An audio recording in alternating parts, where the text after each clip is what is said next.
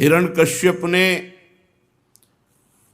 निश्चय किया कि मैं तपस्या के द्वारा ऐसा वरदान प्राप्त करूंगा कि त्रिभुवन में कोई मुझे पराजित या मार न सके।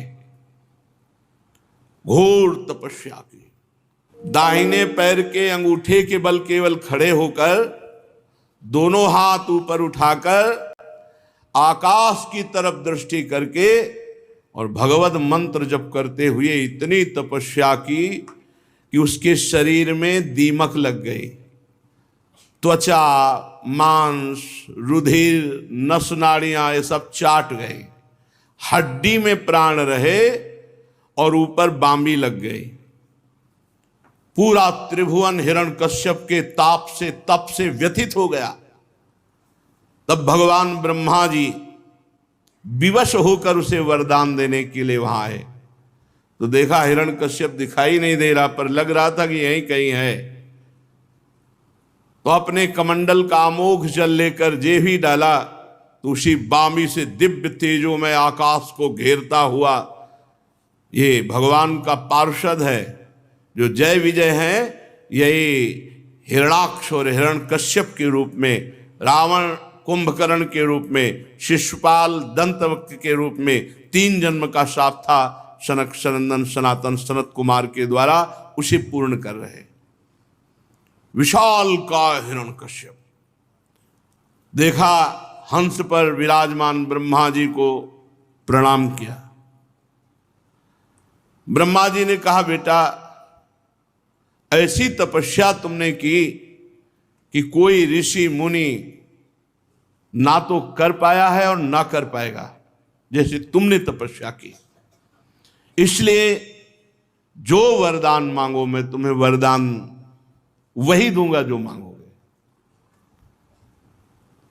हिरण्यकश्यप ने कहा, अमर कर दो, अजर अमर।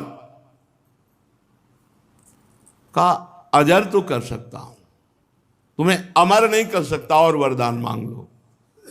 ठीक है, तो मुझे ये वरदान दीजिए कि तुम्हारी रची हुई सृष्टि में किसी से ना मरूं। यदि दास्यस्यभिमतान वरान में वरदोत्तम भूतेभ्यस्त्वद सृष्टेभ्यो मृत्युर्मा भून मम प्रभो। प्रभु, वरदाताओं में आप श्रेष्ठ हैं, और यदि मुझे अभीष्ट वर देने के लिए आए हैं तो ये वर दीजिए कि आपकी रचना में किसी से न मरूं, चाहे मनुष्य हो, पशु हो, प्राणी हो, देवता हो, राक्षस हो, अप्राणी हो, जीव हो, निर्जीव हो, कोई भी आपकी सृष्टि का, उससे न मरूं। एवं अस्तु। प्रभु अभी और है, नांतर बहिर्दिवा नक्तमन्यस्य मादपि चायुधै ना भूमौ नाम्बरे मृत्युर ना नरैर न मृगैरपि। प्रभु, मैं बाहर न मरूं, घर के भीतर न मरूं, दिन में न मरूं, रात में न मरूं, किसी अस्त्र शस्त्र से न मरूं, जीवित या मृत्यु से न मरूं, मरा हुआ से भी नहीं मरूं, जीवित से भी न मरूं। कोई भी मेरे सामने युद्ध में टिके ना, मैं एक छत्र समस्त त्रिभुवन का स्वामी बनूं, तपस्वी और योगियों का साप मुझे स्पर्श न कर सके, ऐसा वरदान दीजिए। इतना भारी तपस्वी कि ब्रह्मा जी यद्यपि ना चाहते हुए भी तथास्तु कहना पड़ा। है तप है तो बोलना पड़ेगा तथास्तु। जब ब्रह्मा जी इस प्रकार दुर्लभ वरदान उसको दिए, ब्रह्मा जी ने कहा, बेटा यद्यपि ये वरदान बड़े दुर्लभ हैं, किसी को ऐसे वरदान नहीं दिए जा सकते, पर तुमने ऐसी तपस्या की, तुम्हें ये वरदान प्राप्त हुए। और ब्रह्मा जी अंतर्धान हो गए।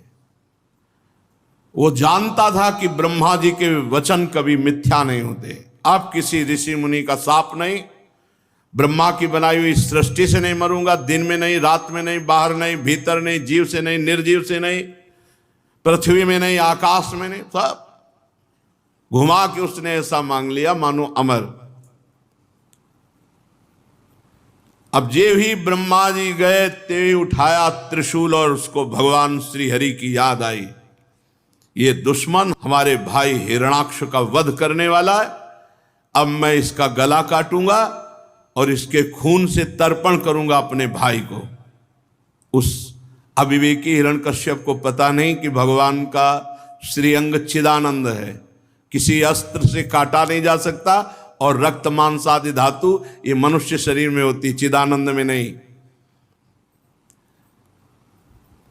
अब तो वो अपने साथियों को लेकर के तीनों लोकों की विजय की, देवता, असुर, नरपति, गंधर्व, गरुण, सर्प, सिद्ध, चारण, विद्याधर, ऋषि, पितर, मनु, यक्ष, राक्षस, पिशाचराज, प्रेत, भूतपति, सबको जीत लिया हिरण्यकश्यप ने। विश्व विजयी त्रैलोक्यपति, दहाड़ मारता हिरण्यकश्यप, कोई जोड़ नहीं। अब वो नंदन आदि जो देव उद्यान है सबको अपने अधिकार में करके देवताओं को खदेड़ दिया, स्वर्ग में रहने लगा। विश्वकर्मा के द्वारा बड़ा विचित्र बनाया हुआ देवराज इंद्र का भवन, त्रिभुवनपति का भवन छीन लिया और त्रिभुवनपति बनकर के हिरण्यकश्यप विराजमान हुआ। तीनों लोकों का सौंदर्य इंद्र भवन में विराजमान है। ऐसी मूंगे की सीढ़ियां, पन्ने के गर्च, स्फटिक मणि की दीवारें, वैदूर्य मणि के खंभे और माणिक की कुर्सियां, दूध फेन के समान शैयाएं, स्वर्ग की अप्सराएं, सब हिरण्यकश्यप की सेवा में। त्रिभुवनपति महेंद्र देवराज के महल में महाबली महामनस्वी हिरण्यकश्यप त्रिभुवन को जीत करके अपने अधीन करके अप्सराओं से विहार करने लगा। उसका शासन इतना कठोर था, कोई भी देव, दानव, मानव, यक्ष, नाग उसकी आज्ञा के विपरीत नहीं। अब तो उत्कट गंध वाली मदिरा पीता और मतवाला होकर के जैसा आदेश करता वैसा त्रिभुवन को पालन करना पड़ता। केवल 3 उसके अंडर में नहीं थे, भगवान ब्रह्मा, भगवान हरि और महादेव, बका पूरा त्रिभुवन उसके अधीन था। जब पुरुषार्थ से इंद्रासन पर बैठ गया तो विश्वावसु, तुम्बुर, गंधर्व, सिद्ध, ऋषिगण, विद्याधर ये स्तुतियां करती, अप्सराएं सामने नृत्य करती। युधिष्ठिर किसी भी देवता को कोई आहुति नहीं दे सकता था उसके राज्य में, सब देवता क्षीण होने लगे। कोई वर्णाश्रम धर्म का पालन नहीं कर सकता, कठोर नियम। उसने पहले ही आदेश दे रखा था, जिनको ये समझ में आता हो कि सनातन को नष्ट कर देंगे तो पहले आकाश को नष्ट करके दिखावे। आकाश है सनातन, वायु है सनातन, पृथ्वी है सनातन, समुद्र है सनातन, जल है सनातन, अग्नि है सनातन, हरि है सनातन, कैसे जानेंगे ये? हिरण्यकश्यप को भी भ्रम हो गया कि सनातन को नष्ट कर देंगे, मिटा देंगे। इतना भय नदियां खाती थी कि जो चाहता वो नदियों में प्रवाहित होता है। कोई सूरा बहा रही है, मदिरा, कोई घृत, कोई इक्षुरस, कोई दधी, कोई दुग्ध, कोई मीठा शरबत, कोई रत्न की राशियां तरंगों से उछाल करके किनारे हिरण्यकश्यप के शासन में। वो अकेला ही समस्त लोकपालों के गुण धारण कर रहा था। जैसे लोकपाल वरुण, लोकपाल अग्निदेव, लोकपाल वायुदेव, वायु और लोकपाल यम, सबके गुण अपने में अकेले धारण करता, इतना महान तपस्वी। पर कुछ भी हो, था तो इंद्रियों का दासी। कितना भी बड़ा बलवान हो, गुलाम तो मन और इंद्रियों का ही था। अब ईश्वर से मतवाला होकर शास्त्र की मर्यादा का उल्लंघन करते हुए मदिरा पीकर घमंड से जब घूमता तो थर थर कांपती पूरी सृष्टि। उसका कठोर शासन लोकपाल घबरा गए, कहीं किसी को ठौर नहीं तो सब लोकपाल आदि भगवान को पुकारा। सबके रक्षा करने वाले भगवान श्री हरि हैं। सबने हाथ जोड़ा और कहा, जहां भी हो सर्वात्मा जगदीश्वर भगवान श्री हरि, वो हमारी प्रार्थना सुने हैं, हम उनके निवास स्थान को और उनको नमस्कार करते हैं। सबने खाना पीना छोड़ दिया है, सब केवल आपको पुकार रहे हैं। प्रभु आप ही रक्षा कर सकते हो। नहीं, ये हिरण्यकश्यप पूरी सृष्टि को अपने अधीन करके मनमानी आचरण कर रहा है। समस्त ऋषि मुनि लोकपाल जब ऐसी पुकार की तो तेषामाविर्भूतवाणी अरूपा मेघ निश्वना सन्नादयन्ती ककुभः साधूनाम अभयंकरी। सज्जन पुरुषों को अभय प्रदान करने वाली भगवान की मेघ गंभीर आकाशवाणी हुई। देवताओं ऋषि मुनियों, मां भैष्ट विबुध श्रेष्ठा सर्वेशाम भद्रमस्तुवा मद दर्शनम ही भूतानाम सर्वश्रेयोपपत्तये। मत डरो, जो मेरी शरण में आ गया उसको मैं निर्भय कर देता हूं। मैं इस नीच दैत्य को मिटा देता पहले ही। मुझे पता है थोड़ा समय और बकाया इसके तपस्या के पुण्यों का। कोई भी प्राणी जब सनातन धर्म पर वार करता है, देवता वेद गाय ब्रह्म ऋषि साधु वैष्णव धर्म, ये सनातन है, ये सनातन की जड़ें हैं, तो मैं उसका विनाश करता हूं। यदा यदा ही धर्मस्य, कौन सा धर्म? यही सनातन धर्म। यदा यदा ही धर्मस्य ग्लानिर्भवत भारत अभ्युत्थानम अधर्मस्य तदात्मानं सृजाम्यहम् परित्राणाय साधूनां विनाशाय च दुष्कृताम धर्म संस्थापनार्थाय संभवामि युगे युगे। मैं इंतजार कर रहा हूं किस बात का? ये जब अपने लाडले पुत्र प्रहलाद का, जो मेरा भक्त है, ये जब द्रोह करेगा, उसको मारने की चेष्टा करेगा, अनिष्ट करेगा, तो ये सर्वशक्तिमान है, फिर भी मैं इसे मार डालूंगा। सुनने को तो मिला कि मार डालूंगा, नहीं आज तक था कि मारा ही नहीं जाएगा, क्योंकि ऐसे वरदान ले लिया है। नारद जी कहते सब ऋषि मुनि लोकपाल सबको बड़ा आनंद हुआ कि मारा जाएगा, भगवान के वचन सत्य है। सब लौट आए और बस धैर्यपूर्वक बाट जोहने लगे, कब मारा जाएगा ये। चाहे जितना बड़ा तपस्वी हो, चाहे जितना बड़ा वरदानी हो, जब समाज उसके नाश का चिंतन करने लगती है तो उसका नाश निश्चित हो जाता है। ऐसा ना समझे कि समाज अनाथ है, सब समाज के स्वामी हैं भगवान श्री हरि। इंतजार सब कर रहे कब मारा जाए। पीछे आपने सुना हिरण्यकश्यप के 4 पुत्र थे। प्रहलाद जी सबसे छोटे थे, परंतु गुणों में सबसे बड़े और महान भगवान के भक्त थे। ब्रह्मण्या शील संपन्नः सत्य संधो जितेन्द्रिय आत्मवत् सर्वभूताना मे का प्रिय सुहृतमः। ब्रह्म ऋषियों के भक्त, सौम्य स्वभाव, सत्य प्रतिज्ञ, जितेंद्री, समस्त प्राणियों में एकमात्र श्री भगवान को देखने वाला स्वभाव, ये प्रहलाद जी का था। प्रहलाद जी सदैव बड़ों के आने पर खड़े हो जाना, उनके चरणों में झुककर प्रणाम करना, हाथ जोड़कर बात करना, बड़ी विनम्रता। भक्त में ऐसी ही विनम्रता होनी चाहिए। छोटों पर बड़ा दुलार, समान वालों पर मित्रता का व्यवहार, बड़ों पर पिता जैसा भाव प्रहलाद जी रखते, और गुरुजनों में तो सीधे भगवत भाव रखते। मेरे भगवान, इतना धन ऐश्वर्य सब कुछ, पिता इतना बलवान, पर कोई भी घमंड नहीं प्रहलाद जी को।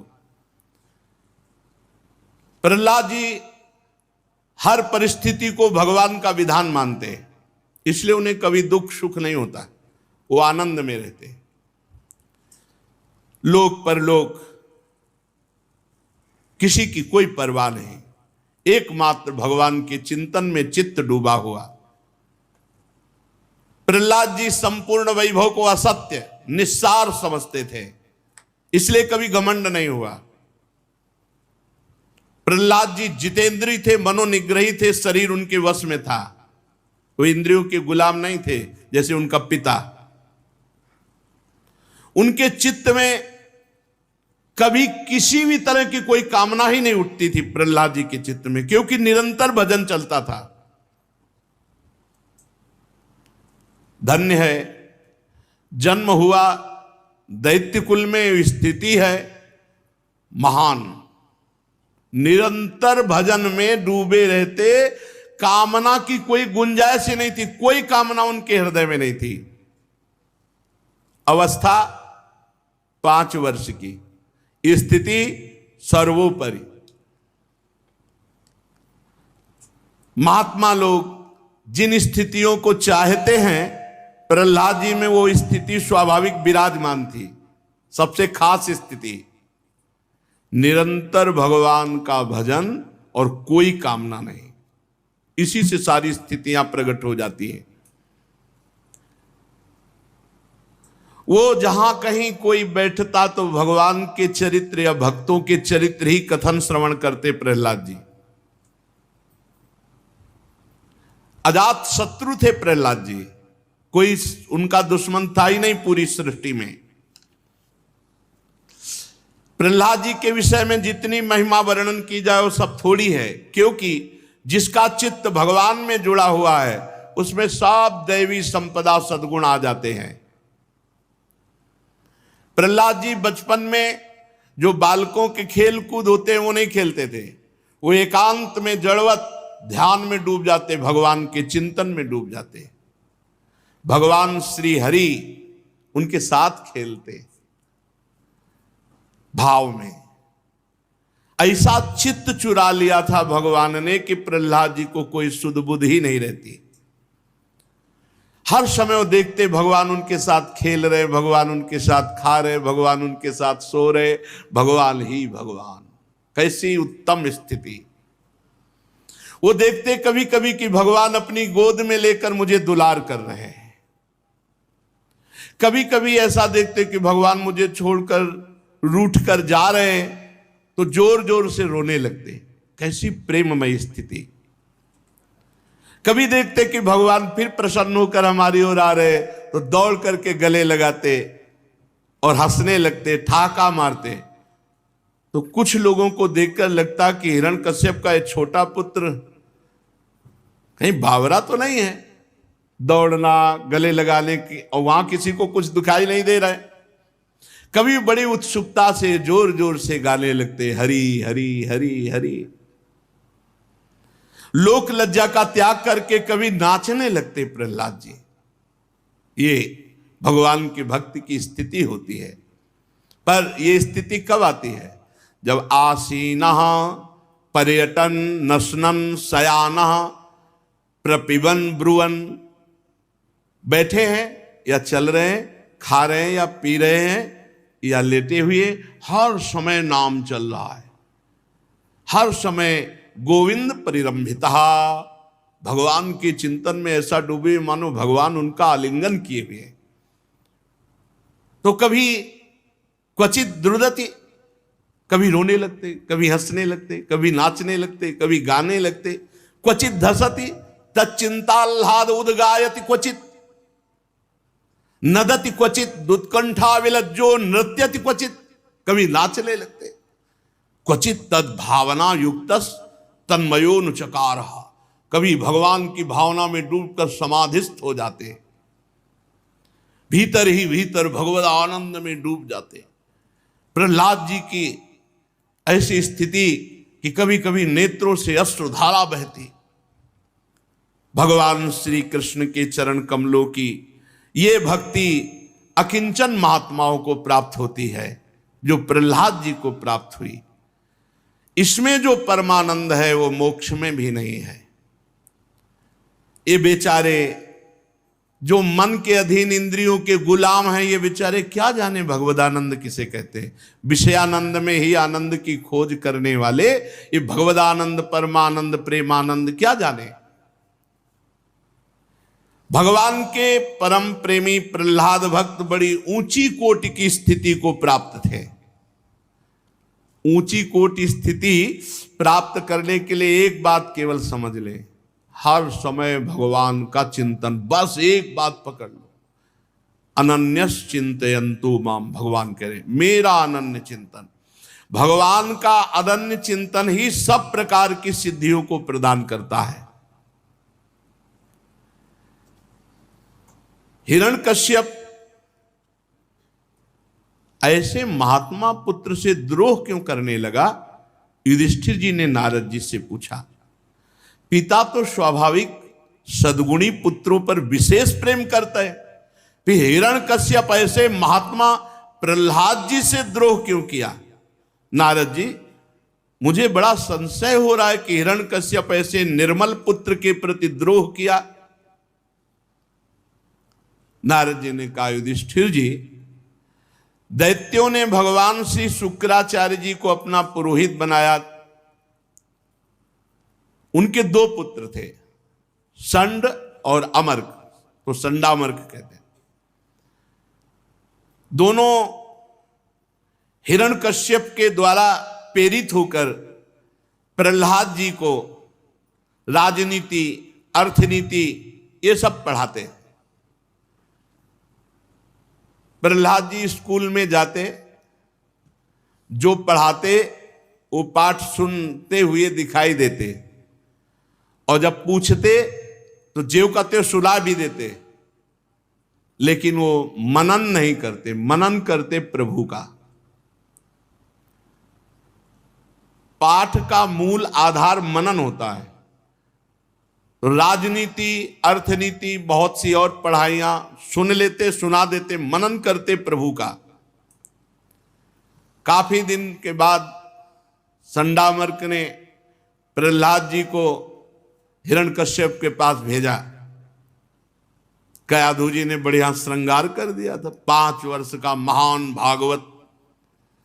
हिरण्यकश्यप ने जो ही देखा सिंहासन के पास प्रहलाद जी, गोद में उठा लिया, गोद में लेकर छाती से लगाया, मस्तक सूंघा और कहा, बेटा प्रहलाद, बोलो तुम्हें त्रिभुवन में कौन सी ऐसी वस्तु दे दूं, कौन सी ऐसी बात अच्छी लगती है जो तुम्हें सुख मिले।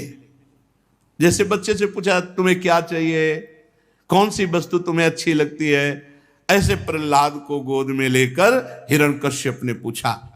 प्रहलाद जी ने कहा, तत्साधु मन्ये सुरवर्य देहिनाम सदा समुद्विग्न धिया मसद्गृहा हित्वात्मपातम गृहमंदकूपम वनम गतो यद्धरिमाश्रयेत। पिताजी, मुझे अच्छी जो बात लगती है, मैं और मेरे का त्याग कर दे, ये दुराग्रह है। अधापतन के मूल ये घर गृहस्थी के भोगों का त्याग कर दे और सब कुछ छोड़ छाड़ के एकांत में बैठ के हरे शरणम यद्धरिमाश्रयेत ऐसा जपे, ये जीवन का सबसे बढ़िया बात है। प्रहलाद जी ने कहा, तुम्हें बेटा क्या पसंद है? हिरण्यकश्यप ने पूछा। बोले, मुझे पसंद है घर गृहस्थी, अहंकार, भोग वासना छोड़कर एकांत में बैठकर हरिमाश्रयेत, हरिशरणम हरिशरणम हरिशरणम, ऐसा हरि का आश्रय लेकर खूब भजन करे। प्रहलाद जी के मुख से अपने दुश्मन हरि की शरण और खूब भजन करने की बात सुनकर हिरण्यकश्यप ठठाकर हंस पड़ा और उसने कहा अब समझ में आया, दूसरों के बहकाने से बच्चों की बुद्धि भ्रष्ट हो जाती है, नष्ट हो जाती है। हमें लगता है संडा मर्क जो है ये हरि के पक्ष में हो गया, तभी ऐसी शिक्षा दी है। बालकों की देख रेख ना की जाए तो उनकी गलत शिक्षा, गलत संस्कार पड़ जाए। संडा मर्क तो कांपने लगे। उन्होंने कहा नहीं नहीं महाराज, मैंने एक शब्द भी हरि बार कभी नहीं बोला होगा। हमने तो जो आपने बताया वही राजनीति, अर्थनीति, ये सब नीतियां पढ़ाई, ये हमने नहीं पढ़ाया। तो उनका आप सावधान, दोबारा गलती नहीं होनी चाहिए। प्रहलाद जी से कहा ठीक से पढ़ो जो गुरुजन पढ़ाते हैं। पुरोहित ले गए, जो गुरु थे संडामर्क, शुक्राचार्य के फुसला के पूछा, बेटा प्रहलाद तुम्हारा कल्याण हो सही बताना, हमने तो कभी पढ़ाया नहीं तुम्हें। ये तुम्हारी बुद्धि ऐसी प्रवीण कहां से हो गई कि हरि का आश्रय ले, ये घर गृहस्थी के भोग सब नरक पहुंचाने, ये किसने सिखाया है? प्रहलाद जी ने कहा कि ये मेरी उल्टी बुद्धि किसी के बहकाने से नहीं है। स्वः परश्चेत्य सद्ग्राहा पुंसाम यन्मायया कृतः विमोहित धियाम दृष्ट तस्मै भगवते नमः। ये मनुष्यों की जो मोह ग्रसित बुद्धि है, जो भोगों में सुख बुद्धि है, ये भगवान को मैं नमस्कार करता हूं। उनकी प्रचंड माया से ये मैं और मेरे का भेद प्रकट हो गया है। गुरुदेव ये किसी के पढ़ाने से नहीं है। स यदानुव्रतः पुंसाम पशु बुद्धिर विभिद्यते अन्येष तथान्यो मिति भेद गता सती सएष आत्मा स्वपरेत्य बुद्धिर विदुरत्ययानुक्रमणो निरूप्यते मुह्यन्ति यद्वर्त्मनि वेदवादिनो ब्रह्मादयो हे सभिनत्ति में मतिम। ये पशु बुद्धि, ये मेरा है, ये तेरा है, ये मैं हूं, ये तू है, ये मायाकृत भेदभाव पैदा होता है भगवान की माया से। वो परमात्मा है, वो सबकी आत्मा है। अज्ञानी लोग भेद करके उसको नहीं जान पाते। बड़े बड़े ब्रह्मा आदि भी उस विषय में मोहित हो जाते हैं। आपके शब्दों में कि तुम्हारी बुद्धि कौन बिगाड़ रहा है, तो आपके शब्दों में वही परमात्मा मेरी बुद्धि बिगाड़ रहा है। गुरुजी ये किसी के पढ़ाने लिखाने से नहीं है। जैसे चुंबक के पास लोहा खिंच जाता है, वैसे ही श्री हरि के पास मेरा मन इंद्रिया सब खिंच गई है। बहुत सुंदर, बहुत सुंदर आकर्षण। मेरा चित्त श्री हरि में ऐसे चिपक गया जैसे चुंबक में लोहा। प्रहलाद जी इतना कह के चुप हो गए। बेचारे राजनीति, लोक रीति ये जानने वाले इस उच्च कोटि के महात्मा की बात को क्या झिड़क गए। बंद करे सब बातें, अब ये नहीं पढ़ोगे, अब ये याद नहीं करोगे, ये हमारी कीर्ति में कलंक लगा रहा है। दुर्बुद्धि कुलांगार, तू दंड का पात्र है। दैत्य वंश के चंदन में तू कांटेदार बंबूल कहां से पैदा हो गया? संडामर्क जी कह रहे, लाओ डंडा। संडामर्क जी अभी इसकी पिटाई करते हैं। अरे तुझे पता नहीं ये हरि तेरे वंश का नाश करने वाला है। वो कुल्हाड़ का काम है, तू डंडे का काम कर रहा है। नादान बच्चे, तेरी समझ ठीक रहे। बहुत डांटा फटकारा। अब प्रहलाद जी को काम संबंधी, अर्थ संबंधी, राजनीति संबंधी ये सब बातें, प्रहलाद जी शांत रहते। गुरुजी ने देखा कि अब प्रहलाद जी कोई भगवत चर्चा नहीं करते, अब तो काम और राजनीति, लोक रीति ये सब इनमें बड़े प्रवीण हो रहे हैं। ले गए। माता कयाधु ने पुनः श्रृंगार किया, नहला धुलाकर अच्छे कपड़े पहनाए। अब संडामर्क जी ले गए हिरण्यकश्यप के पास। इस बार प्रहलाद जी खड़े नहीं हुए सिंहासन के पास, साष्टांग दंडवत हिरण्यकश्यप को। अरे जेवी देखा कि इतना विनम्र कूद पड़े सिंहासन से, गोद में उठा लिया और अपनी छाती से लगाया, सिंहासन में बैठ गए, दोनों हाथों से ऐसे छाती पे लगाया। बेटा, बड़ा आनंद आया हिरण्यकश्यप, बड़ा नम्र है। हिरण्यकश्यप की गोद में प्रहलाद जी पूछा, चिरंजीव बेटा प्रहलाद, तुमने इतने दिनों में गुरुजी से शिक्षा प्राप्त की, उसमें से एक अच्छी कोई बात हमको सुनाओ। पीछे पूछा था तुम्हें क्या पसंद है, बोले घर द्वार छोड़कर एकांत में जाके हरिशरणम हरिशरणम हरिशरणम। अब पूछा कि जो गुरुजी ने तुम्हें पढ़ाया उसमें से कोई एक बात अच्छी सी मुझे बताओ। तो बताया, श्रवणम कीर्तनम विष्णु स्मरणम पाद सेवनम अर्चनम वंदनम दास्यम सख्यमात्म निवेदनम इति पुंसार पिता विष्णुर भक्तिश्चेन्नवलक्षणा क्रियते भगवत्यद्धा तन्मन्येधीतमुत्तमम्। पिताजी, मुझे सबसे अच्छी बात लगती है भगवान की नाम कीर्तन, भगवान के गुणों का गायन, भगवान के गुणों का श्रवण, भगवान का स्मरण, भगवान की अर्चना वंदना दास्य सख्य और आत्मनिवेदन। ये जो नवधा भक्ति है बहुत जोर की, मुझे बहुत पसंद है। प्रहलाद जी की बात सुनते हिरण्यकश्यप आग बबूला हो गया, ओठ फड़कने लगे और शुक्राचार्य जी के पुत्रों से कहा, तुझे मेरा भय नहीं दुर्बुद्धे, तूने मेरे विपरीत मेरे दुश्मन की बात कैसे सिखा दी मेरे बेटे को, ये निस्सार शिक्षा कैसी दे दी। अवश्य तू हमारे शत्रुओं से मिला है।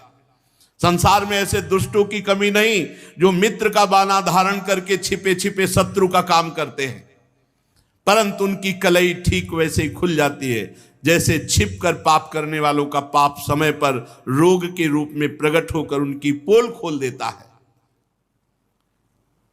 संडामर्क जी ने कहा, महाराज आप दंड दे सकते हो, मैं इस विषय में आपसे एक प्रार्थना करना चाहता हूं कि आपके पुत्र को मैंने एक अक्षर ये सब नहीं सिखाया। हमने तो काम संबंधी, राजनीति संबंधी, लोक रीति, ये सब राजनीति ये सिखाया है। ये किसी सिखाने पढ़ाने से नहीं है, ये जन्मजात स्वाभाविक सिद्ध बुद्धि इसकी, ये किसी ने नहीं पढ़ाया। बहुत सावधानी रखी, कोई प्रवेश बाहरी नहीं हुआ, हमने सिखाया नहीं। महाराज आप क्रोध शांत करो, इसी से पूछ लो। जब संडामर्क जी ने ऐसा उत्तर दिया तो हिरण्यकश्यप ने प्रहलाद से पूछा, यदि तुझे तेरे गुरुजनों ने ये नहीं सिखाया तो कहां से तेरे को बुद्धि प्राप्त हुई, बोल। तो प्रहलाद जी ने कहा, मतिर्न कृष्णे परतः स्वतो वा मिथोभिपद्येत गृहव्रतानाम अदांत गोभिर्विशताम तमिश्रम पुनः पुनश्चर्वित चरवणानाम नाते विदुः स्वार्थ गतिम हि विष्णु दुराशयाये बहिरर्थ मानिनः अंधा यथांधैरुपनीयमाना वाची सतंत्या मुरुदाम निबद्धा नैषामतिस्तावदुरुक्रमांघ्रिं स्पृशत्यानर्थापगमो यदर्थः महीयसां पादरजोभिषेकं निष्किंचनानां न वृणीत यावत्। प्रहलाद जी ने कहा, संसार के लोग पिसे हुए को पीस रहे हैं, चबाए हुए को चबा रहे हैं। हे इंद्रियों के गुलाम, विषयों में बार बार गिर करके फिर उन्हीं विषयों को भोग रहे हैं, घोर नरक की ओर जा रहे हैं। ऐसे लोग क्या सिखाएंगे हमको? ये हमको क्या सिखाएंगे? इनकी बुद्धि खुद इंद्रियों में फंसी हुई है, भोगों में फंसी हुई है। ये सिखाने पढ़ाने से बुद्धि ऐसी नहीं लगती। जो इंद्रियों को दिखने वाले बाह्य विषयों को परमिष्ट समझकर उनको भोगने में लगे हुए हैं, वो मूर्ख हैं। जैसे अंधे के पीछे अंधा जाए तो दोनों मरेंगे, ऐसे विषयी पुरुषों का आश्रय लेने पर वो भी नरक की प्राप्ति होगी। इसलिए पिताजी, ये किसी के सिखाने पढ़ाने से बुद्धि नहीं लगती। नैसाम मतिस्तावदुरुक्रमांगिम स्पृशत्या अनर्थापगमो यदर्था महीयसाम पाद रजोभिषेकम निष्किंचना नाम न वृणीते यावत्। अकिंचन भगवत प्रेमी महात्माओं की चरण धूल से जब तक पूरे शरीर को अभिषिक्त नहीं किया जाता, तब तक ऐसी मति नहीं होती जैसी मेरी मति प्रभु में लगी हुई है। श्री भगवान के चरण कमलों में निरंतर बुद्धि का अर्पित हो जाना जन्म मृत्यु के चक्र का नाश करने का स्वरूप है। पर यह बुद्धि तभी अर्पित होती जब किसी भगवत प्रेमी महात्मा का आश्रय मिले, भगवत प्रेमी महात्मा की चरण रज मिले, क्योंकि ये नारद जी की कृपा से प्राप्त है प्रहलाद जी को ऐसी स्थिति। प्रहलाद जी चुप हो गए कहकर, गोद में ही अभी बैठे। हिरण्यकश्यप क्रोध के मारे तो बावला हो गया, ऐसे उठाया प्रहलाद जी को पटक दिया भूमि पर और कहा, दैत्यो ले जाओ इसको हमारे सामने से, तुरंत हमारी आज्ञा का पालन किया जाए। देखो तो सही, जिसने इसके चाचा हिरणाक्ष को मार डाला उसी का भजन करता है, उसी की दासता की बात करता है, उसी की पूजा की बात करता है। मार डालो इसको, मैं नहीं देखना चाहता ऐसे पुत्र को।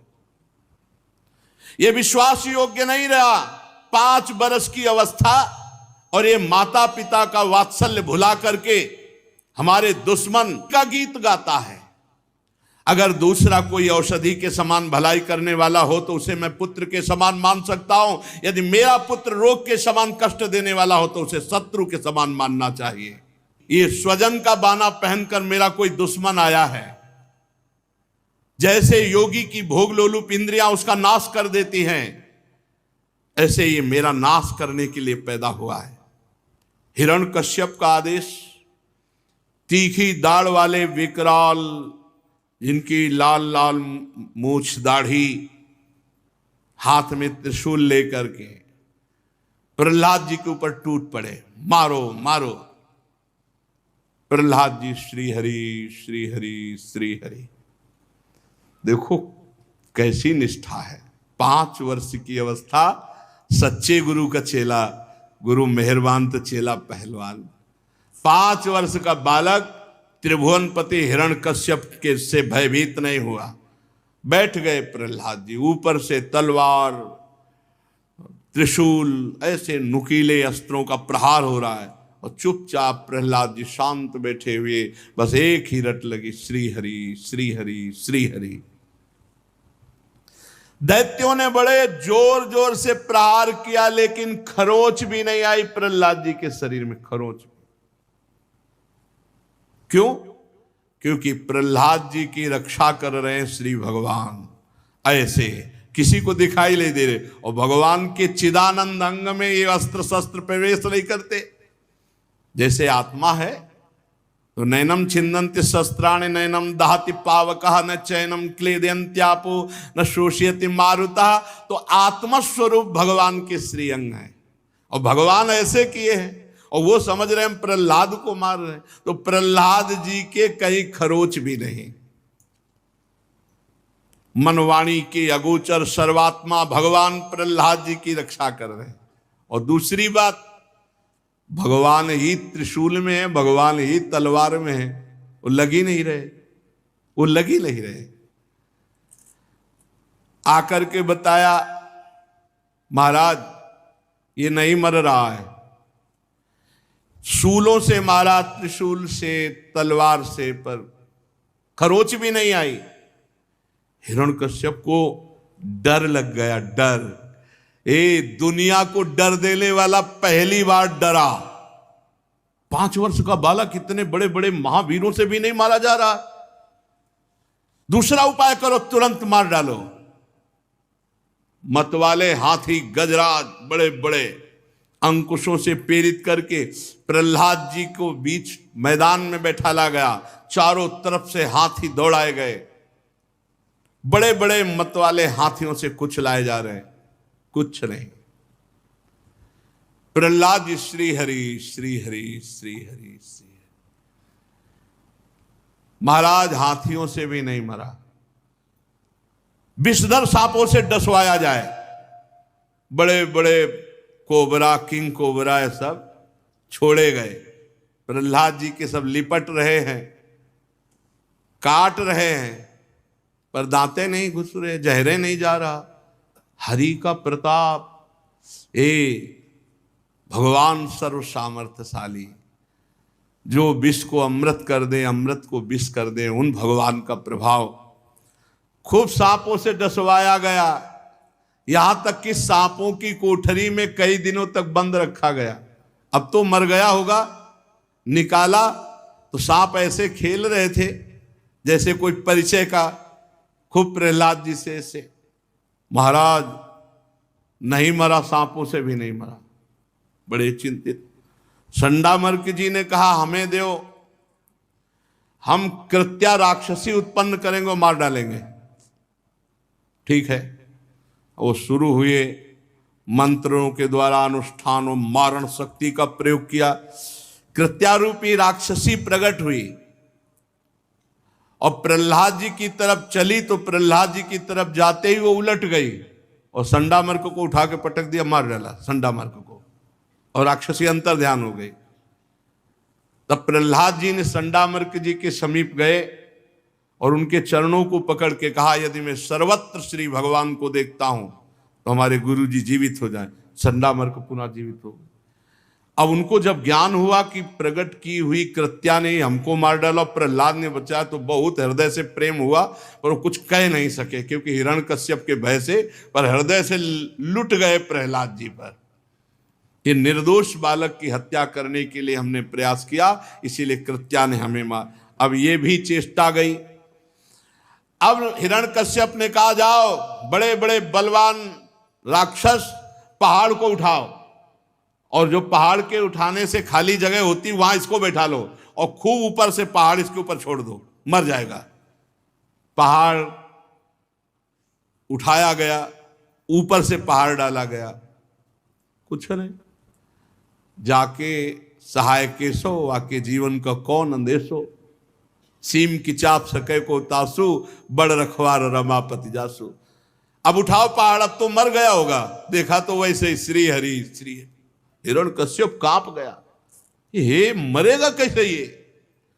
अब बोले, ऊपर से पहाड़ की चोटियों पर जाकर नीचे पत्थर पे पटको इसको, तो मर जाना चाहिए।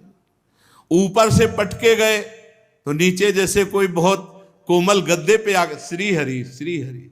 क्या मतलब, ये जादू क्या है कि मर ही नहीं रहा ये। बोले महाराज अब क्या, तो बोले संबरासुर को बुलाओ, माया प्रकट करवा। संबरासुर आया, पूरी माया करके हार गया। मायापति के दास का बाल बाका भी नहीं। बोले अब ऐसा करो, जहरीली गैस से भरा हुआ कुंड, उस पे इसको बंद कर दो, मर जाएगा दम घुटने पे। ऐसा किया गया।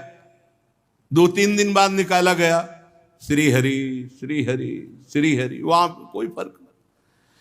बोले अब हमारे सामने हलाहल विष निकालो, सर्पों का, जड़ी बूटियों का, सब जहर पिलाओ इसको। जहर पिलाया गया। प्रहलाद जी मुस्कुरा के जैसे कोई रबड़ी खा के और बोले, श्री हरि। कुछ फर्क नहीं प्रहलाद जी पर, कोई फर्क नहीं। बहुत उदास हो गया। खाना पीना बंद कर दो इसका, और बर्फीली जगह में दबा दो इसको कई दिन तक। फिर जब निकाला गया तो फिर श्री हरि श्री हरि श्री हरि। हिरण्यकश्यप बहुत इतना परेशान हो गया कि उसको लगा कि हमें लगता है कि मेरी मृत्यु इसी से होगी। बहुत चिंतित बैठे थे। इतने में उनकी बहन जी आई। बहन जी ने अग्नि को तपस्या के द्वारा प्रसन्न कर लिया था, तो उनको एक शीतल पट मिला था जिन्हें होलिका कहते हैं। उनका भैया तुम चिंतित मत हो, अब की ये मारा जाएगा। तो उनका कैसे मारा जाएगा? बोले हमको तो प्राप्त है अग्नि का शीतल पट, तुम लकड़ियों का ढेर लगाओ, बीच में जगह बनवाओ, हम जबरदस्ती लेकर इस बालक को बैठ जाएंगे, आग लगवा दो, मुझे अग्नि का वरदान रूपी शीतल पट मिला, मैं जलूंगी नहीं, ये लड़का भस्म हो जाएगा। हिरण्यकश्यप को थोड़ी तसल्ली मिली, पर थोड़ा संशय था कि इतनी जगह नहीं मरा तो पता नहीं आग जलाए कि ना जलाए इसको। अब जैसा विधान बनाया गया था, बहुत टाल का टाल लकड़ी एकत्रित कर दी गई, नीचे अंदर जगह बना दी गई। होलिका लेकर के बैठ गई प्रहलाद जी को पकड़ के सामने। प्रहलाद जी ने कहा बुआ जी आप निश्चिंत रहो, पकड़ने की जरूरत नहीं, हम आपके सामने ही बैठे हैं। और श्री हरि श्री हरि श्री हरि। अब इशारा कर दिया लगाओ आग, चारों तरफ से आग लगा दी गई। जो ही आग लगी तो हरी पेरी तो ऐसी हवा चली कि शीतल वो तो पकड़े बैठी थी प्रहलाद जी को, तो शीतल पट पूरा प्रहलाद जी के ऊपर और बुआ जी फुआ हो गई। पूरी आग बुआ जी को।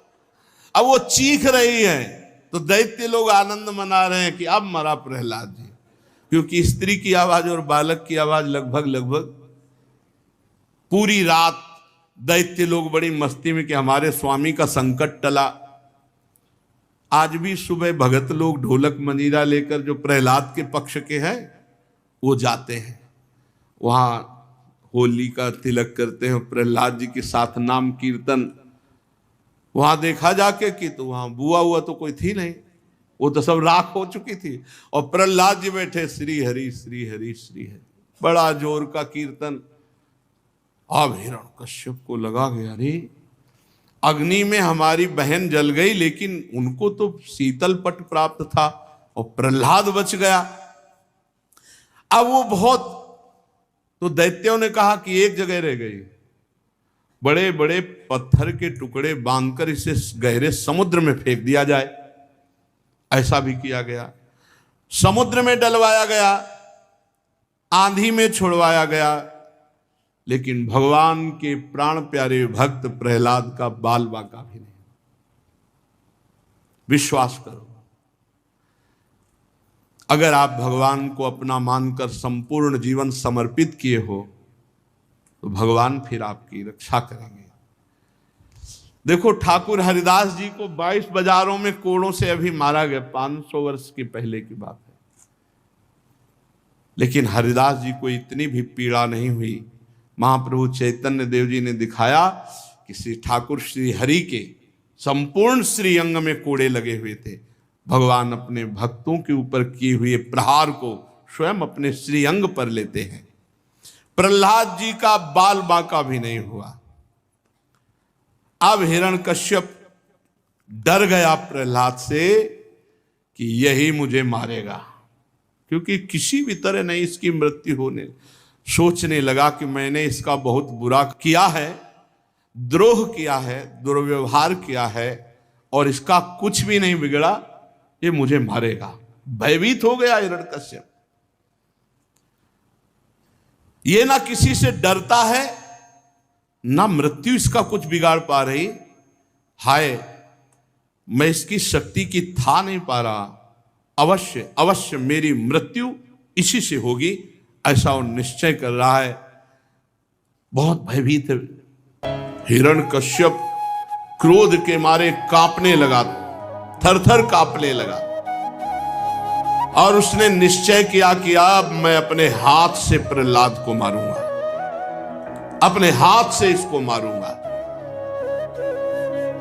हिरण्यकश्यप बड़े आवेश में आकर के विद्यालय पहुंचा, गुरुकुल।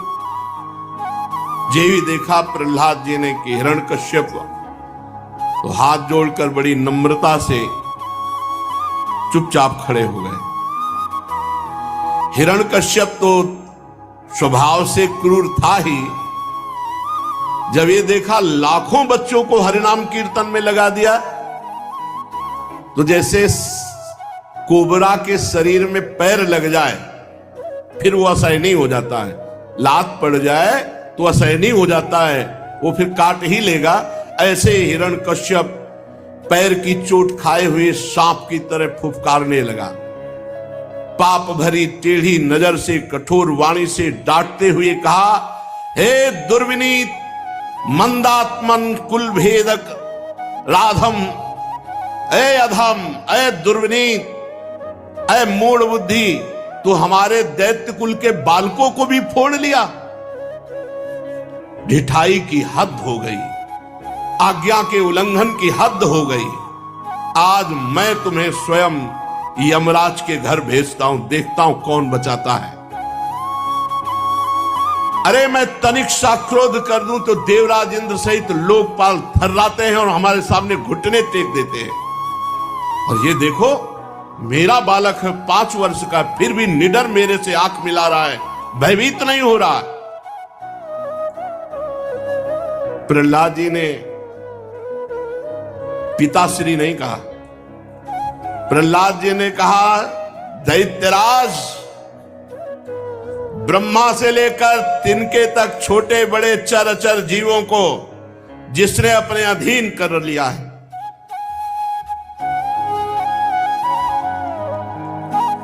उन्हीं बलशालियों के परम बल भगवान का मैं आश्रय लिए हूं। तू ये समझता है मैं तेरे से डर जाऊंगा? अरे ब्रह्मा से लेकर चर अचर तक जितने बलवान हैं, जिनके बल से बलवान है, उन्हीं भगवान का मैंने आश्रय लिया है, मैं तेरे से डर जाऊंगा? दैत्यराज कहकर संबोधन कर रहे 5 वर्ष के प्रहलाद जी। संसार में जिसके पास भी बल है वो मेरे हरि का दिया हुआ है। महापराक्रमी सर्वशक्तिमान प्रभु, वो काल के भी काल है। तुम्हारे में जो देह बल है, इंद्रिय बल है, मनोबल है, तपोबल है, वो सब मेरे प्रभु का है। तू क्या समझता है? वही परमेश्वर समस्त शक्तियों का स्वामी, वही सृजन करता है, वही रक्षा करता है, वही संहार करता है। तू केवल अभिमान कर रहा है।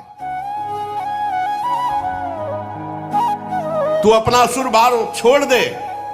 यह है भक्त का स्वरूप। जब तक भगवान के विरोध भाव में नहीं थे तो पिताश्री कह के साष्टांग दंडवत करते थे। आज जब भगवान का विरोध तो कह रहे तू अपना असुर भाव छोड़ दे। तेरे में जो प्राण बल है, इंद्रिय बल है, मन बल है, तप बल है, वो सब मेरे भगवान का दिया हुआ है। तेरे से डरूंगा? ब्रह्मा से लेकर तिनके तक जो चराचर जगत को बल देता है वही मेरा स्वामी है। ये गर्व होना चाहिए, भक्त को ये ठसक होनी चाहिए। तू अपना ये अभिमान छोड़ दे, आसुर भाव छोड़ दे कि तू कुछ बिगाड़ सकता है किसी का। मैं अब भी प्रार्थना करता हूं कि अपने मन को सबके प्रति समान भाव में बदलिए। कुमार्गामी मन के सिवा तुम्हारा और कोई दुश्मन नहीं है। दैत्यराज, सब में भगवान विराजमान है, ऐसी भावना कीजिए तो बच सकता है। तू अपने को बड़ा बलवान मान रहा है, लेकिन तेरे को ये 6 इंद्रिय शत्रु लूट रहे हैं, काम, क्रोध, लोभ, मोह, मद, मत्सर। तू देख पा रहा है? बहिर्मुख 10 दिशाओं को बाहर जीत लिया, लेकिन अंदर तू हार चुका है। मूर्ख है। गजब की बात। वो मूर्ख है जो 10 दिशाओं को जीतने के बाद अपने को दिग्विजयी मानता है, लेकिन अंदर काम, क्रोध, लोभ, मोह, मद, मत्सर उसको परास्त किए हैं। जिस ज्ञानी एवं जितेंद्रीय महात्मा ने सर्वत्र समता के भाव को प्राप्त कर लिया है, उसके सब शत्रु मर मिट गए। काम, क्रोध, लोभ, मोह, मद, मत्सर, फिर बाहर तो शत्रु रह कैसे सकता है? हिरण्यकश्यप ने कहा, अरे मंद बुद्धि, तू मेरे को प्रवचन सुना रहा है, मेरे को उपदेश कर रहा है। अब उसकी दृष्टि में तो बालक ही ना प्रहलाद जी। हद हो गई, तेरे बहकने की हद हो गई। अब स्पष्ट हो चुका है, कोई दोष ना दे, मैं अपने हाथ से इसको मार रहा हूं।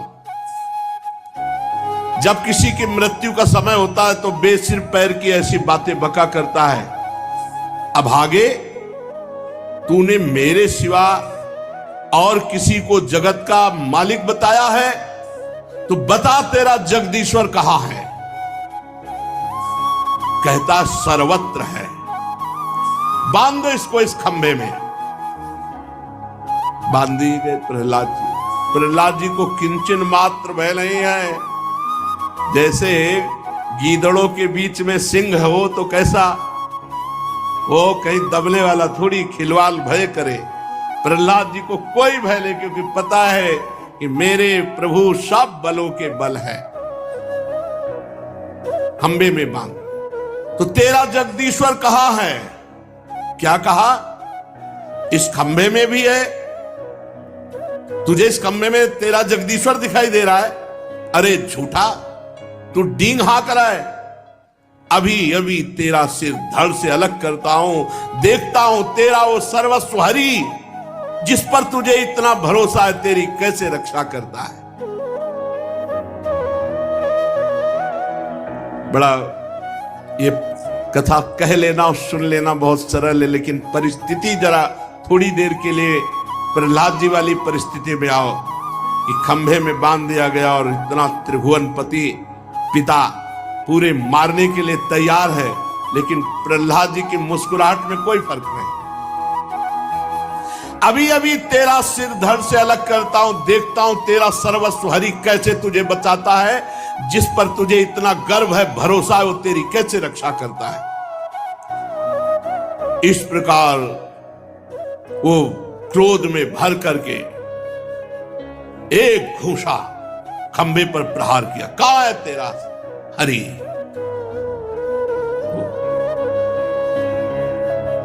तदैव तस्मिन्निनदोति भीषणो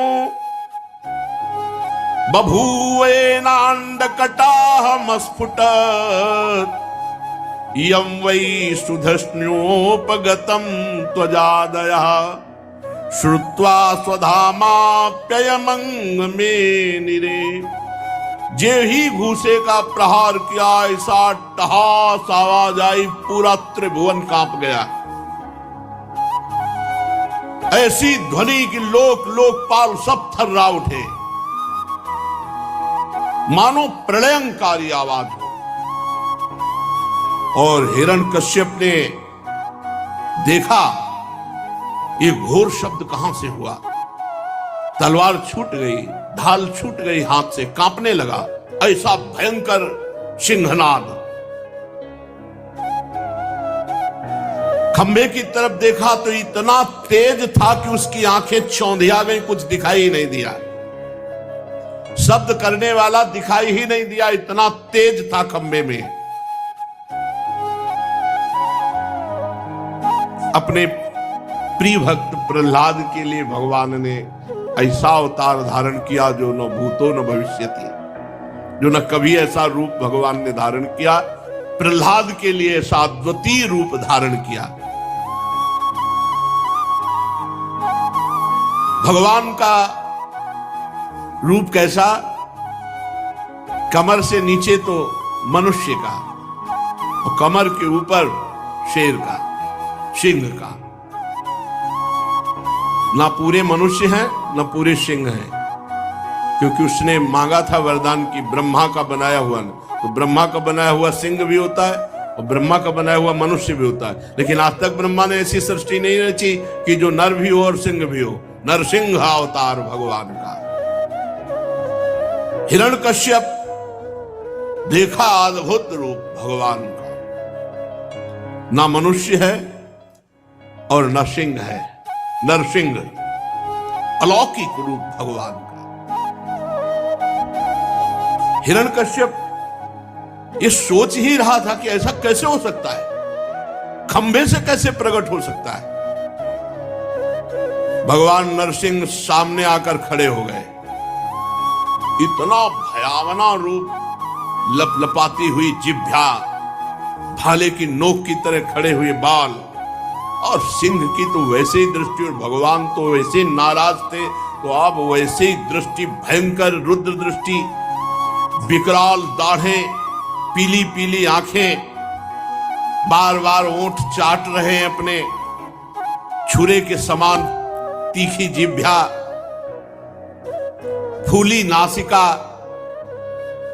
और ऐसा भयानक मुख, जबड़ों से ऐसे लाल टपक रही, भयंकरता, विशाल इतना बड़ा शरीर की स्वर्ग को छू रहा है, गर्दन नाटी और मोटी, छाती चौड़ी, कमर बहुत पतली, चंद्रमा की किरणों के समान सफेद रोए शरीर पर चमक रहे हैं, और चारों ओर सैकड़ों भुजाएं फैली हुई है, बड़ा विचित्र रूप, और आयुध रूप में केवल नख है, किसी का साहस नहीं कि समीप पटक सके। भगवान के चक्र, सुदर्शन आदि श्रेष्ठ श्रेष्ठ आयुध वहां चक्कर काट रहे हैं, हुकुम हो बस केवल। जितने भी दैत्य और दानव थे सब भाग पड़े देख करके भगवान के नरसिंह रूप को, कोई वहां नहीं खड़ा रहा, ऐसा भयंकर रूप भगवान का। देखो ये वही लाडले हैं जो ललित त्रिभंगी बंशी वादन करते हैं, इतने लाडले, इतने दुलारे कि ऐसा लगता छाती से लगा लो, है वही ऐसे लगे ना कि सबकी छाती फटने लगी, हिम्मत नहीं किसी की नजदीक पहुंच जाए, सब भयभीत होकर भाग रहे। हिरण्यकश्यप ने सोचा हो ना हो ये महामायावी हरि ही हो, और इसने मुझे मार डालने के लिए ये रूप धारण किया है, परंतु इसकी चाल सफल नहीं होने देंगे। आखिरकार उन्हीं का लड़ाया हुआ चेला है ना, हरि का ही तो चेला है, हरि का प्रधान पार्षद जय विजय है, वो अच्छे गुरु का लड़ाया हुआ चेला कोई जल्दी हार थोड़ी मानने वाला है। सब भाग गए, हिरण्यकश्यप नहीं भागा, और सिंहनाद करके हाथ में गदा ली और नरसिंह भगवान पर प्रहार कर दिया। कच्चे गुरु का चेला थोड़ी है, सच्चे गुरु का चेला है, हरि का चेला है। नहीं, इस समय कोई टिका नहीं, केवल देख के सब भाग गए। और ये बहादुर हाथ में गदा लेकर भगवान नरसिंह जी के ऊपर प्रहार किया, परंतु जैसे पतिंगा आग में गिरकर अदृश्य हो जाता है, ऐसे ही भगवान नरसिंह के तेज में वो लापता हो गया। सर्वशक्तिमान भगवान प्रलयंकारी भय प्रकट करते हुए अट्टहास कर रहे हैं। जो नरसिंह भगवान पर गदा मारी तो जैसे छोटे सांप के बच्चे को गरुड़ जी अपने पंजे से ही पकड़ लेते हैं, ऐसे भगवान ने गदा सहित हिरण्यकश्यप को पकड़ लिया। फिर भगवान ने सोचा थोड़ी देर तो खिलवाड़ कर ही दे, फिर छोड़ दिया। अब वो जैसे सांप गरुड़ के चुंगल से छूट जाए तो फन फैलाकर काटने के लिए दौड़ता है, ऐसे ही भगवान पर बार बार अस्त्रों का प्रहार कर रहा। लोकपाल घबरा रहे हैं, भगवान से प्रार्थना करें प्रभु ज्यादा छूट मत दो, मारी डालो। भगवान धैर्य रखो, थोड़ी देर तो खेल होने दो। और लोकपाल घबरा रहे कि ऐसा कहीं ना हो जाए, क्योंकि बहुत दिग्विजयी योद्धा हिरण्यकश्यप, वो सब डर रहे हैं। तलवार ढाल लेकर के भगवान से बाज की तरह, जैसे बाज पक्षियों पर टूट पड़ता है, ऐसे वो बार बार भगवान के ऊपर वार कर रहा है हिरण्यकश्यप। भगवान पैतरा बदल बदल करके उसके वार को व्यर्थ कर देते हैं।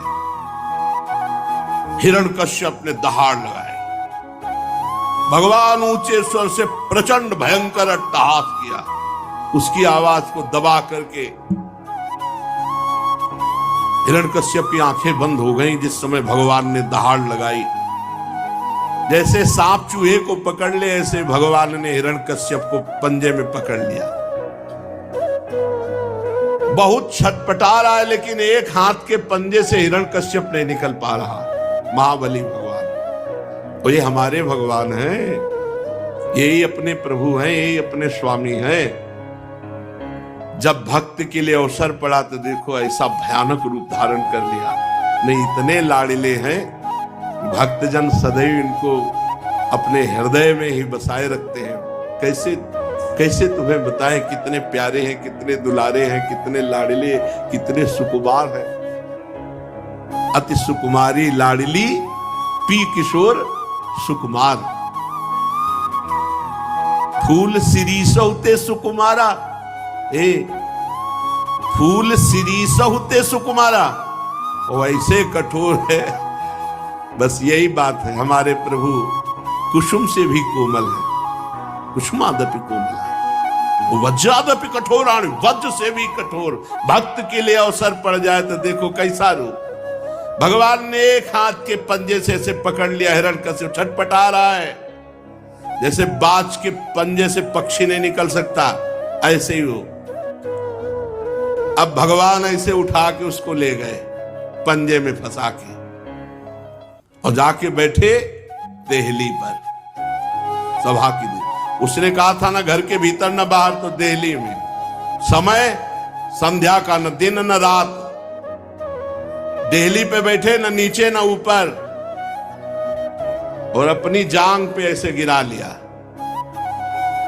और प्रहलाद जी की तरफ बड़े प्यार से देख करके अपने नाखूनों को ऐसे, और दिखा रहे हैं कि देख, ये न जीव है न निर्जीव है, मैं ब्रह्मा का बनाया हुआ नहीं हूं, न दिन है न रात है, न भीतर हूं न बाहर हूं, न ऊपर हूं न नीचे हूं। पूरे वरदान सब गिना के भगवान मारे, ऐसा नहीं। और इसके बाद भगवान ने नखों से उसकी छाती फाड़ डाली हिरण्यकश्यप की, जैसे गरुड़ महाविषधर सांप को चीर डालते हैं, अपनी जंघा पर गिराकर अपने नखों से नरसिंह भगवान चीर डाला। अब इस समय भगवान की बड़ी क्रोधमयी मुद्रा है, लपलपाती हुई जीभ बार बार मुंह के दोनों कोने चाट रहे हैं, और खून जब उसे फाड़ा तो खून के फव्वारे तो सब छींटे पड़े हुए हैं, गर्दन के बाल लाल हो गए हैं, और भगवान ने उसके आंतों की माला गले में डाल दी। क्यों? क्योंकि इन्हीं आंतों से अन्न पचा, इन्हीं आंतों से वीर बना, और उसी वीर से प्रहलाद जी का जन्म हुआ। तो धन्य है आते जिनसे भक्त का प्रादुर्भाव हुआ। अपने गले में भगवान ने अब तो और भयंकर रूप, खून के छींटे पड़े हुए, क्रोध भगवान का प्रकट हो रहा है नेत्रों से, और आंतों की माला धारण किए हुए उठा करके से पटक दिया, फाड़ के फेंक करके हिरण्यकश्यप को। हजारों दैत्य दानव अस्त्र शस्त्र लेकर दौड़े, भगवान ने किस नखों से साफ चीर फाड़ डाला, खदेड़ खदेड़ करके साफ दैत्यों को। जेव नरसिंह भगवान अपने गर्दन के बालों को फटकार करके, दहाड़ मार करके जो दैत्य सामने फाड़ के फेंक देते। नेत्रों के तेज से सूर्य आदि सब फीके पड़ गए, श्वास के धक्के से समुद्र क्षुब्ध धायमान हो गया, सिंहनाद से दिग्गज कहरने लगे, पृथ्वी डगमगाने लगी, कोई सामना करने वाला अब नहीं बचा। अभी क्रोध की अग्नि शांत नहीं हुई थी नरसिंह भगवान की। जाकर के त्रिभुवनपति हिरण्यकश्यप के सिंहासन पर विराजमान हो गए। क्रोधपूर्ण भयंकर अट्टहास कर रहे, बार बार गर्दन के बाल फटकार रहे हैं। सब देवी देवता सब थर्रा रहे, कैसे भगवान का क्रोध शांत हो। सबने भगवान के ऊपर पुष्पों की वर्षा की। अब तो ढोल नगारे बजने लगे, अप्सराएं नृत्य करने लगी। ब्रह्मा, भगवान शंकर, देवराज इंद्र, ऋषि, देवता, पितर, सिद्ध, विद्याधर, महानाग, मनु, प्रजापति, गंधर्व, अप्सराएं, चारण, यक्ष, किमपुरुष, बेताल, सिद्ध, किन्नर, सुनंद, कुमुद आदि भगवत पार्षद सब आ गए। भगवान हिरण्यकश्यप के त्रिभुवनपति सिंहासन पर विराजमान है। भगवान ब्रह्मा जी दूर से दूर से, इतना भयंकर रूप है, दूर से हाथ जोड़ करके, प्रभु आप अनंत हैं, आपकी शक्ति का कोई पार नहीं पा सकता, आपका पराक्रम विचित्र है, आपका कर्म परम पवित्र है। यद्यपि गुणों के द्वारा आप लीला से ही संपूर्ण विश्व की उत्पत्ति, पालन और प्रलय करते हैं, पर आपका कोई संबंध नहीं है स्थिति, पालन और संहार से, इसलिए आप निर्विकार हैं। हे प्रभु, हम नमस्कार करते हैं, आप अपना क्रोध शांत कर लीजिए। देवाधिदेव महादेव जी ने कहा, प्रभु प्रभु अब क्रोध मत कीजिए, नहीं कल्प का अंत हो जाएगा, सृष्टि का विनाश हो जाएगा। जिसके कारण क्रोध किया था वो तुच्छ दैत्य तो मारा जा चुका है। प्रभु मैं आपकी शरण में हूं, और देखो प्रहलाद जी भी हाथ जोड़े खड़े हैं, आप इस भक्त को निर्भय कीजिए और अपने क्रोध का शमन कीजिए। देवराज इंद्र ने कहा, हे पुरुषोत्तम, आपने हमारी रक्षा की, हमारे यज्ञ भाग सब ये हिरण्यकश्यप खा जाता था, आज आपने उसका पेट फाड़ करके मानो हमें सब वापस कर दिया। ये तो अपने स्वार्थ की बात कर रहे हैं, इनको और कुछ नहीं, हमारे यज्ञ भाग वापस कर दिए, बड़ी कृपा, हमारा महल मिल जाएगा, हमारी भोग सामग्री। प्रभु मैं इसके आतंक से बहुत भयभीत हो गया था, भले मार डाला, आपका बहुत कृपा प्रसाद है, पर प्रभु आप क्रोध शांत कीजिए। प्रभु वैसे तो हम सब देवता भोगी ही हैं, पर कृपा हो जाए तो आपकी सेवा मिल जाए। प्रभु ऐसी कृपा कीजिए और क्रोध शांत कीजिए। फिर ऋषियों ने कहा, हे प्रभु हम तपस्या द्वारा सारे जगत का मंगल करते हैं, हम कठोर तपस्या करते हैं, उस पूरे जगत को अपनी तपस्या देते हैं जिससे जगत का मंगल हो, लेकिन इस दैत्य ने उस तपस्या का उच्छेद कर दिया। हे भक्तवत्सल भगवान, आपने अवतार धारण करके हम तपस्वियों, हम ऋषियों की रक्षा की। फिर पितरों ने हाथ जोड़कर कहा, प्रभु हमारे परिवार के जब पिंडदान करते थे तो अकेले खा जाता था हिरण्यकश्यप, प्रभु जब वो तिलांजलि देते थे तो ये पी जाता था, आज आपने उसकी छाती फाड़कर हम सबको मानो सब लौटा दिया। हे प्रभु हम सब पितरों के आप ही रक्षक हैं, हे नरसिंह देव आपको नमस्कार है, आप अपने क्रोध को शांत कीजिए। सिद्ध पुरुषों ने कहा, हे नरसिंह देव ये दुष्ट अपने योग और तपस्या के बल से हमारी सब योग सिद्धियां छीन ली थी, आज आपने नखों से उसको फाड़ करके उसके घमंड को मिट्टी में मिला दिया। हम आपके चरणों में विनीत भाव से नमस्कार करते हैं, आप क्रोध शांत कीजिए। विद्याधरों ने कहा, प्रभु ये मूर्ख हिरण्यकश्यप इतना घमंडी था कि हम लोग विद्याधर हैं, हम दिव्य विद्याओं के ज्ञाता हैं, इसने सब विद्याएं अपने अधीन कर ली थी, हम आपको प्रणाम करते हैं। नागों ने कहा, प्रभु ये पापी बड़ा बलवान था, हमारी दिव्य मणियां छीन ली थी और हमारी सुंदरी स्त्रियां भी छीन ली थी, आज आप उसकी छाती को फाड़ करके हमें बड़ा आनंद प्रदान किया।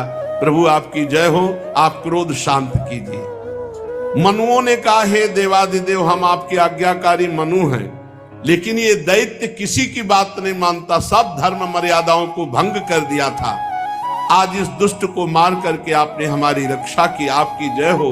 प्रभु हम आपको नमस्कार करते हैं, आप क्रोध रहित हो जाइए। प्रजापतियों ने कहा, हे परमेश्वर आपने हमें प्रजापति बनाया, लेकिन इसके आगे हमारी एक नहीं चलती थी, ये हमारी सृष्टि का जो सृजन कार्य है उसको इसने रोक दिया था, आज आपने इसकी छाती फाड़कर जमीन पर पटक दिया, हमारी रक्षा की। हे प्रभु हम आपको नमस्कार करते हैं, आप क्रोध रहित हो जाइए। गंधर्वों ने कहा, प्रभु हम आपको नाच करके, गान करके, संगीत सुनाकर रिझाने वाले सेवक हैं, इस दैत्य ने हमको अपना गुलाम बना रखा था, आपने इस दैत्य की ऐसी दशा कर दी तो कुमार्गामी पुरुष की ऐसी ही दशा होती है। जय हो हे हरि, आपकी जय हो। चारणों ने कहा, प्रभु ये सज्जनों के हृदय को पीड़ा पहुंचाने वाला दुष्ट मारा गया, हमें बहुत प्रसन्नता हो रही है, सज्जनों को बहुत सुख मिला। हम सब आपके चरण कमलों की शरण में हैं। हे जन्म मृत्यु संसार चक्र से छुड़ाने वाले भगवान, आप प्रसन्न हो जाओ। यक्षों ने कहा, प्रभु हम लोग आपके प्रधान सेवकों में गिने जाते हैं, पर हिरण्यकश्यप ने हमें पालकी ढोने वाला कार बना लिया था। प्रभु आज मार करके हम लोगों को बड़ा सुख प्रदान किया। किम पुरुषों ने कहा, प्रभु अत्यंत तुच्छ हम लोग किम पुरुष हैं, पर आप सर्वशक्तिमान महापुरुष हैं। जब सत्पुरुषों ने इसका तिरस्कार किया, धिक्कार किया, तो इस कुपुरुष को आपने नष्ट कर दिया। अब आप प्रसन्न हो जाइए। बैतालिकों ने कहा, भगवान हम लोग बड़ी बड़ी सभाओं में ज्ञान यज्ञ का वर्णन करने वाले हैं और आपकी महिमा गाते हैं। इस दुष्ट ने जबरदस्ती हमारी सब ये बातें रुकवा दी। आज बड़े भाग्य की बात है कि महारोग की तरह इस हिरण्यकश्यप का आपने विनाश कर दिया। किन्नरों ने कहा, भगवान आपने कृपा करके इस पापी को नष्ट कर दिया, हमारा बड़ा अभ्युदय हुआ, अब आप प्रसन्न हो जाइए। भगवान के पार्षदों ने कहा, हे शरणागत वत्सल, हे नृसिंह देव, ये भयानक रूप आज तक हमने आपका नहीं देखा। भगवान के पार्षदों ने कहा, हम तो आपके आज्ञाकारी सेवक हैं, पर प्रभु जिसके प्रति आपने क्रोध किया वो भी आपका पार्षद ही है, आपका सेवक ही है। सनकादि के शाप से वो आपका विरोध कर रहा था, इसलिए प्रभु अब तो आप प्रसन्न हो जाइए। जब ब्रह्मा शंकर सबने प्रार्थना की पर भगवान का क्रोध शांत नहीं हुआ, वैसे ही भगवान हुंकार कर रहे हैं। तब ब्रह्मादि ने विचार किया कि लक्ष्मी जी को भेजा जाए। लक्ष्मी जी प्रार्थना, लक्ष्मी जी से कहा कि आपके तो प्रीतम है, आप प्रार्थना कीजिए। लक्ष्मी जी ने जे ही दूर से भगवान को रूप देखा, हम इस रूप में पास नहीं जाएंगे। भयवश हमने तो अदृष्टा सुत पूर्वत्वात् सा नोपे आय संकिता, न मैंने सुना न मैंने ऐसे देखा अपने प्रीतम का रूप, हम ऐसे समय में पास नहीं जाएंगे, लक्ष्मी जी ने कहा। तो प्रहलाद जी पास में खड़े हुए थे। ब्रह्मा जी नजदीक गए और कहा, बेटा यदि तुम भगवान के पास जाओ और उनके चरण पकड़ो तो जरूर शांत हो जाएंगे, क्योंकि तुम्हारे लिए ही क्रोध धारण किया। ब्रह्मा जी के ऐसा कहने पर लक्ष्मी जी तो पास भी नहीं गई और प्रहलाद जी दौड़ पड़े। जैसे अपने माता पिता से मिलने के लिए पुत्र दौड़ पड़े ना, तो प्रहलाद जी को कोई भय नहीं है। नरसिंह भगवान से स्तुति में वर्णन भी करते हैं कि प्रभु आपका भयंकर रूप दूसरों को भय दे रहा होगा, मुझे नहीं दे रहा, क्योंकि मेरे प्रीतम हो आप। प्रहलाद जी ने दौड़ करके जाकर भगवान के सामने साष्टांग दंडवत किया। भगवान नरसिंह देव जी ने देखा प्राण प्रिय प्रहलाद चरणों में पड़ा हुआ है, उठ खड़े हुए सिंहासन से और भगवान प्रहलाद जी को ऐसे उठाकर हृदय से। कितना भगवान अपने भक्तों को प्यार करते हैं कि ब्रह्मा जी शंकर जी बड़े बड़े देवता विनय किए, प्रहलाद जी के लिए भगवान सिंहासन से उतर करके हृदय में इतना अपार वात्सल्य, जैसे अपने बेटे को ऐसे गोद में बैठाकर ऐसे सहला रहे और चाट रहे हैं अपनी जिह्वा से। ओहो, भगवान अपनी जिह्वा से चाट रहे हैं और प्रहलाद जी को कर कमल से, क्या सौभाग्य, अहो भाग्य, इसके आगे मोक्ष क्या है। नरसिंह भगवान ने नन्हे से प्रहलाद जी को दुलार कर रहे हैं। भगवान के कर कमल का स्पर्श होते ही प्रहलाद जी में जो कुछ बचे खुचे अशुभ थे वो सब भस्म हो गए। तत्काल उन्हें तत्वबोध हो गया। तत्वज्ञानी महात्मा तत्वबोध हो गया। तत्काल परमात्म तत्व का साक्षात्कार हो गया। मम दर्शन फल परम अनुपा, जीव पाव निज सहज स्वरूपा। गोस्वामी जी बड़े अनुभवी महापुरुष, देखो यहां लिखा, तत्काल तत्वबोध हो गया, तत्काल स्वरूप बोध हो गया, उन्हें परमात्म साक्षात्कार हो गया। सपद्य अभिव्यक्त परमात्म दर्शन। बड़े प्रेम से प्रहलाद जी का भगवान सरे से आंखों से अश्रु भगवान की भी वात्सल्य में झर रहे, हृदय से लगाए हुए प्रहलाद जी को गोद में बैठाए हुए जबान से चाट रहे, अश्रुओं से अभिषिक्त कर रहे, कर कमल फेर रहे। प्रहलाद जी को जो तत्वबोध, जो अपार आनंद प्राप्त हो रहा है, ये चरम अवस्था है आनंद की, इससे बढ़कर कोई सुख नहीं। इसीलिए इस सुख की प्राप्ति के लिए भक्तजन मोक्ष का भी त्याग कर देते हैं। भगवान के हृदय में प्रेम की धारा में ये नेत्रों से आनंद अश्रु झरने लगे भगवान की। प्रहलाद जी की तो दशा, लेकिन भगवान की दशा, यही प्रेम महाबली है। भगवान से भी बढ़कर प्रेम महाबली है, जो जीव के जीवत्व का विस्मरण करा दे, इसके ईश्वत्व का विस्मरण करा। भगवान को विकल कर दिया प्रेम ने, इसीलिए भगवान को प्रेमाधीन कहा गया है। प्रेमाधीन, अजित को जीत लेता है प्रेम, इसीलिए भक्तों के पीछे पीछे डोलते हैं प्रेमाधीन भगवान। आनंद अश्रु भरने लगे। प्रहलाद जी गोद में है ना, ऐसे देख रहे भगवान। Little one, जैसे गोद you are the light of my heart. भगवान And you are my strength, Father.